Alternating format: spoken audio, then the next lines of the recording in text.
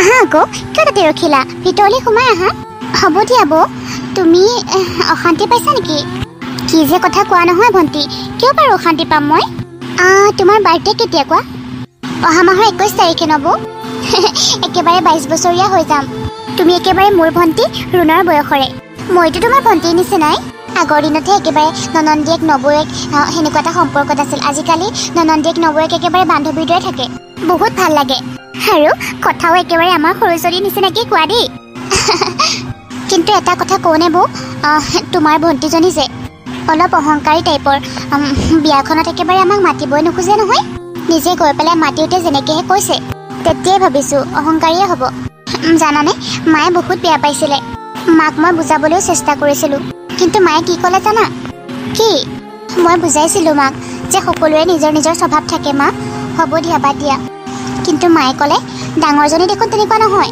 কিন্তু এতিয়া মই তোমাৰ লগত কথা পাতিলোঁ নহয় মোৰ ডাউটটো ক্লিয়াৰ হৈ গ'ল যে মোৰ বৌজনী বহুত ভাল সৰুজনীৰ দৰে যে নহয় ৰুণে মোক শহুৰৰ ঘৰখনতো শান্তিত থাকিবলৈ দিয়া নাই এই ঘৰখনতো কেৱল তাইৰে কথা কি যে কৰিম নহয় মই মানে এইক লৈ পেলাই মানে মোৰ শান্তি নোহোৱা হৈ গৈছে আৰু ইফালে ভনীয়েক ৰুণে মন মাৰি বহি আছিল বাইকক বিয়া দিয়াৰ পাছত ৰুণ একেবাৰে অকলশৰীয়া হৈ পৰিছিল তাৰ পাছত ৰুণৰ ৰুমলৈকে মাক আহে এইজনী দেখোন মন মাৰি বহি আছে ৰুণ কি হ'ল এনেকৈ মন মাৰি বহি আছ যে একো খোৱাও নাই ৰাতিপুৱাৰ পৰা বাহিৰলৈ মনত পৰিছে ন কি কথা কৈছা মা মই সেইজনীৰ কাৰণে বলিয়া হৈ পেলাই কান্দি থাকিম নেকি সেইজনীক মনত পেলাম নেভাৰ কেতিয়াও নেপেলাওঁ তাই যোৱাৰ কাৰণে মোৰ বেয়া লগা নাই ভালহে লাগিছে এতিয়া কিবা আগৰ দৰে কাজিয়া দেখা পাইছা নেকি নাই হয়নে নহয় আৰু এতিয়া এই বিচনাখন কেৱল মোৰ আগতে এইখন বিচনাত খোৱাৰ লগতে দুজনী কাজিয়া এতিয়া এইখন অকল মোৰ তাই যোৱাৰ কাৰণে কিমান ভাল পাইছোঁ তুমি আকৌ কৈছা মই তাইৰ কাৰণে মন মাৰি আছোঁ তাইক মনত পেলাইছোঁ কেতিয়াও নেপেলাওঁ আগতে কেনেকৈ ক'ব ৰুণ মোৰ বিচনাৰ পৰা উঠ ৰুণ মোৰ ফোনেৰে মোৰ নাচৰিবি চবতে কেৱল ইটো নকৰিবি সিটো নকৰিবি সকলোতে খালি মোক অৰ্ডাৰ দি থাকে একেবাৰে মাথাটো গৰম কৰি দিছিল তোমাৰ ছোৱালীয়ে এতিয়া যি হ'ল ভালেই হ'ল বিয়া হৈ গ'ল মা এতিয়া ঘৰত শান্তি দেখিছা কিমান ধুনীয়াকৈ আছে ঘৰখন কিবা হুলস্থুল শুনি পাইছা কি জানা মা তাই মোৰ লগত কাজিয়া কৰি থাকে সেইবিলাক কথা বাদ দে অকলশৰীয়া খাবলৈ তাই বাহিৰক আনিবগৈ লাগিব নহয় সেইটো নিয়ম আকৌ যা মাজনী ৰুণ বাহিৰক লৈ আহগৈ যা কি কথা কৈছা মা মই জোনক আনিবলৈ যাম অকল মই কিয় যাব লাগে নিজে নিজে আহিলেই হ'ল নহয় মাজনী এইটো এটা নিয়ম আমাৰ ঘৰত ল'ৰা থকা হ'লে ভাইকে বা ককাইকে আনিব লগা হ'ল হয় এতিয়াতো ল'ৰা নাই ভনীয়েক হিচাপে তয়ে আছ গতিকে তয়ে যাব লাগিব মাজনী যদি নাযাওঁ আৰু মই যাব লাগিব আৰু সিহঁতৰ ঘৰৰ মানুহৰ আগত নীলাজৰ দৰে সিহঁতেতো ক'বই নিজৰ ছোৱালী থাকিও নিজে আহিছে তাইক নিবলৈ তাত গৈ পেলাই ক'ম আৰু মোৰ বেলেগ ছোৱালী নাই নহয় সেইকাৰণে ময়ে আহিব লগা হ'ল হ'ব একো ড্ৰামা আৰম্ভ কৰি নিদিবা আৰু হ'ব দিয়া যাম মই ঠিক আছে মই কাপোৰ চেঞ্জ কৰি আহোঁ চিধা আঙুলিৰে কাম নহ'লে আঙুলি বেকা কৰিবই লাগিব এতিয়াতো সেইটোৱে ড্ৰামা কৰিব লাগিব মই ৰুণে কোৱাৰ দৰে মাজনী ৰুণ তই এয়া পিন্ধি যাবি বাহিৰৰ ঘৰলৈ কিনো বেয়া হ'ল মা কি বেয়া পিন্ধিলোঁ ইটছ কল ফেশ্বন আজিকালি সকলোৱে পিন্ধে হ'ব দিয়া মোৰ দেৰি হৈছে মাজনী শুনচোন তই বেলেগ এযোৰ কাপোৰ পিন্ধ চুৰিদাৰকে পিন্ধ নহ'লে তই তালৈ এয়া পিন্ধি গ'লে তাইৰ লাজখনমান সকলো শেষ হ'ব ৰুণ বহুত জেদী ছোৱালী আছিল তাই যিটো কৰিম বুলি কয় সেইটো কৰিহে এৰে গতিকে তাই যি পিন্ধিছিল মাকৰ কথা নুশুনাকৈ তাই সেইযোৰকে পিন্ধি বায়েকৰ ঘৰলৈ যাবলৈ ওলাল এই ছোৱালীজনীয়ে মানে মোৰ একো এটা কথাই নুশুনে চুৰিদাৰ এযোৰ পিন্ধি যোৱা হেঁতে কি বেয়া হ'ল হয় মাকজনীয়ে কিবা এটা কথা কৈছে বাৰু শুনো সেইটো নাই আৰু এই ছোৱালীজনীক লৈ মানে মই নোৱাৰিছোঁ আৰু একো কথাই নুশুনে কেতিয়া যে ভাল হ'ব নহয় থেংক ইউ নব কুৰ্তি ছেটযোৰ বহুত ধুনীয়া লাগিছে কি জানা বৌ মোৰ এনেকুৱা এযোৰ কাপোৰ পিন্ধিবলৈ খুব ইচ্ছা আছিলে দাদাই মোক কিনিয়ে নিদিয়ে জানা এতিয়া তোমাৰ বৌ আহিলে নহয় বৌয়ে দিব দিয়া তুমি চিন্তা নকৰিবা ভণ্টি তোমাক যি লাগে মোৰ পৰাই খুজি ল'বা থেংক ইউ বৌ বৌ তোমাৰ ওচৰত ধুনীয়া লিপষ্টিক এটাও আছে ড্ৰেছিং টেবুলৰ ওপৰতে দেখিছোঁ সেইটো দিবা নেকি ঠিক আছে দিয়া লৈ ল'বা থেংক ইউ বৌ হ'ব দিয়া মই যাওঁ এতিয়া তাই মোৰ সকলোবিলাক বস্তুৱেই পচন্দ হয় একো নাই দে মোৰ যেতিয়া এজনীয়ে ননদ, গতিকে তাইক সুখী কৰি ৰাখিব পৰাটোতো মোৰ দায়িত্ব। এনেওনো মই এইবিলাক মেকআপৰ বস্তু ক'ত ইমান ইউজ কৰোঁ। অঁ, সৌজনী দেখোন ৰুণ। ৰুণ, আহিলা? আমি তোমালৈ বাট চাই আছিলোঁ। আহিলোঁ দিয়ক। মিছলীয়াজনী ক'ৰবাৰ। কি ক'লা? নাই মানে ইমান একো ক'ব নালাগে বুজিছে। আপোনালোকে আকৌ মোৰ বাট কিয় চাব? এনেই ফটা লেকচাৰ মাৰিছে। নিজৰ বয়েকৰ ভনীয়েকলেনো কোনোবাই বাট চাইনে? এনেই ফটা লেকচাৰ মাৰিছে। মোক ভাল লগাবলৈ আহিছে। মায়ে মোক বাক নিবলৈহে পঠাইছে, কাৰোবাক মাখন লগাবলৈ নহয়। ৰুণ, ৰুণ, তই মাক কেনেকুৱা ব্যৱহাৰ কৰিছ এয়া? এতিয়াই ক্ষমা খোজ। এনেকৈ কাৰোবাক কথা কয় নেকি? ক্ষমা খোজ বুলি কৈছোঁ এতিয়াই। আৰে মই কি ক'লোনো? কি কথাত ক্ষমা খুজিব লাগে? খালি মই কথাখিনি ডাইৰেক্টলিহে কৈ দিছোঁ। মোৰ আকৌ কথা ঘূৰাই পকাই কোৱাৰ অভ্যাস নাই নহয়।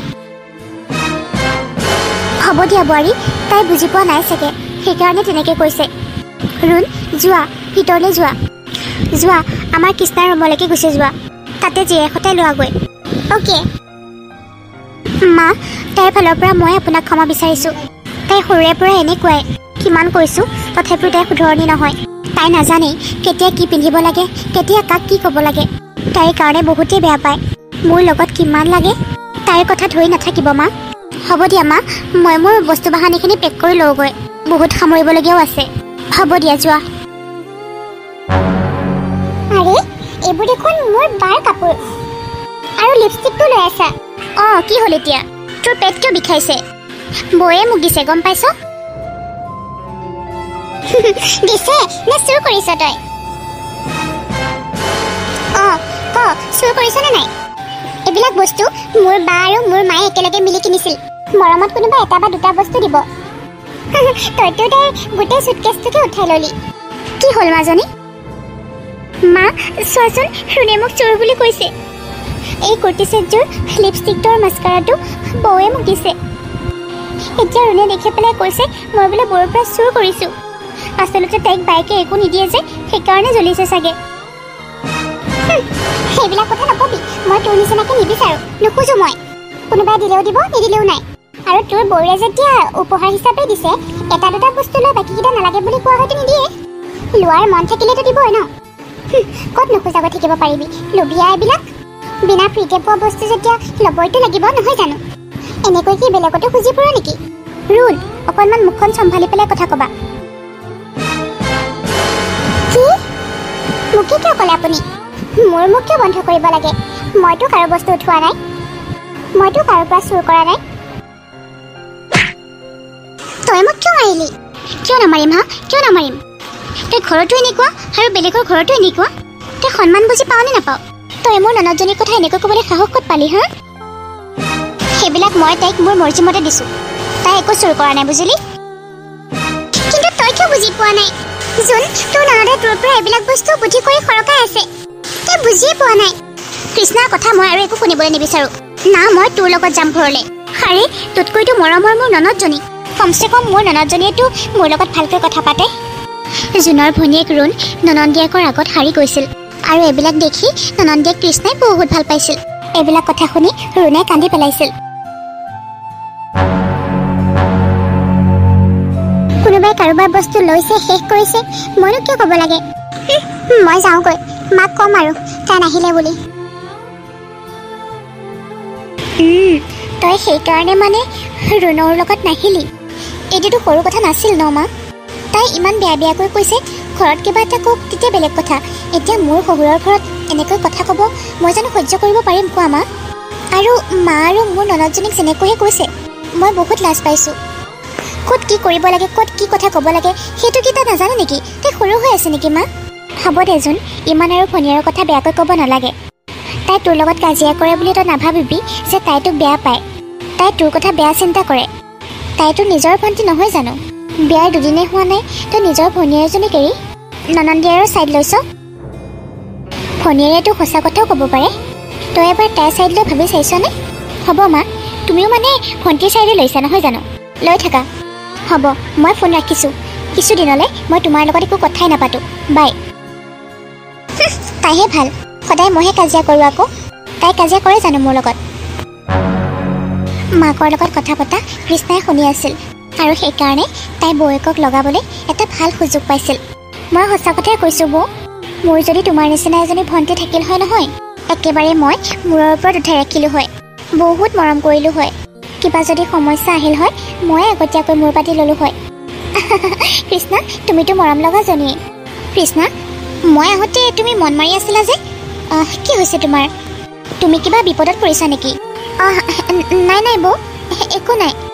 কোৱা আকৌ, তুমিয়ে কৈছিলানে নাই মই তোমাক নিজৰ ভাল বান্ধৱী আৰু নিজৰ ভণ্টিৰ দৰে ভাবিব লাগে বুলি? কোৱাচোন কি হৈছে? মানে বৌ, কলেজত মানে এক্সট্ৰাকৈ ডান্স ক্লাছ এটা কৰিছে। কৰা আকৌ, কিন্তু ইয়াৰ ফিজ দিব লাগিব বৌ।